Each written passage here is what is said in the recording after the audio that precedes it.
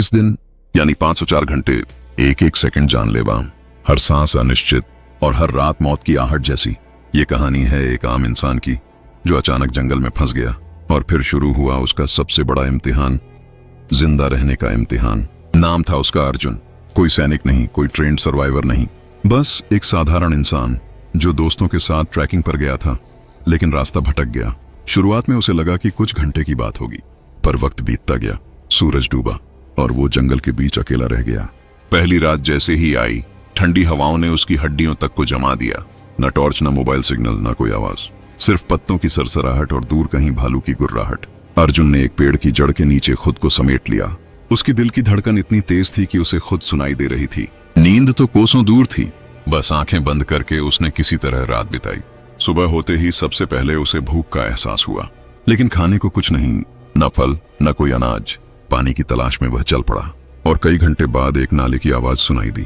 वो आवाज जैसे जंग में जीत जैसी लगी, लेकिन सवाल था, क्या ये पानी पीने लायक है?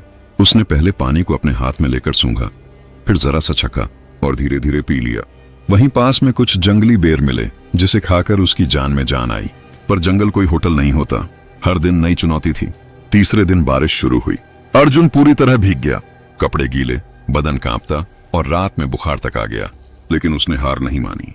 एक गुफा जैसी जगह देखी और वहां खुद के लिए एक अस्थायी छत बनाई, टहनियों, पत्तों और मिट्टी से। अब वो दिन में पानी इकट्ठा करता और रात में उसी छत के नीचे सोता। धीरे धीरे उसे जंगल की भाषा समझ आने लगी। कहां से आवाज आ रही है, कौन सा जानवर कितना खतरनाक है, कौन सा फल खाने लायक है और कौन जहरीला। एक दिन उसने देखा कि कुछ बंदर एक पेड़ से फल तोड़कर खा रहे हैं। वो चुपचाप उन्हें देखता रहा और जैसे ही बंदर चले गए, उसने भी वहीं फल खा लिए। कभी कभी पक्षियों के पीछे चलते हुए वो खाने लायक चीजें ढूंढ लेता, लेकिन असली खतरा तब आया जब एक रात कुछ आवाजें पास आती गईं। वो आवाजें किसी जंगली जानवर की थीं, शायद तेंदुआ। अर्जुन ने खुद को मिट्टी में छुपा लिया और सांस तक नहीं ली। करीब 15 मिनट तक वो जानवर आसपास घूमता रहा, लेकिन फिर चला गया। अर्जुन जानता था कि उसे डर के साथ नहीं, समझदारी के साथ जीना होगा। अब वो खुद के लिए एक लकड़ी की छड़ी बनाता, जमीन पर निशान छोड़ता, हर दिन सूरज की दिशा देखकर चलता। उसे यकीन था, अगर जिंदा रहा तो बाहर जरूर निकलेगा।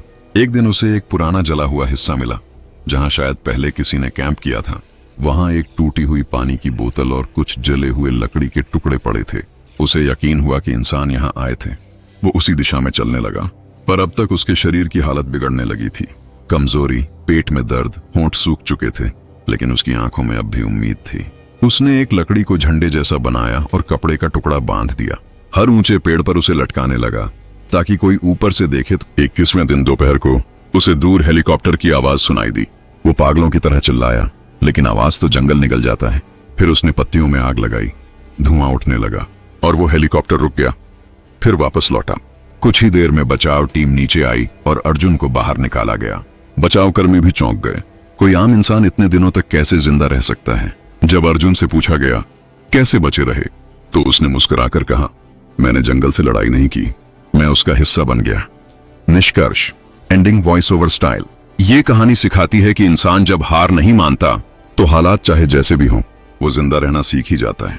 21 दिन जंगल में रहना नामुमकिन लगता है, लेकिन जब इरादा मजबूत हो तो पेड़, पत्ते, पानी और पशु सब साथ देने लगते हैं। ऐसी और कहानियों के लिए जुड़े रहिए वर्ल्ड लाइफ अनिल के साथ।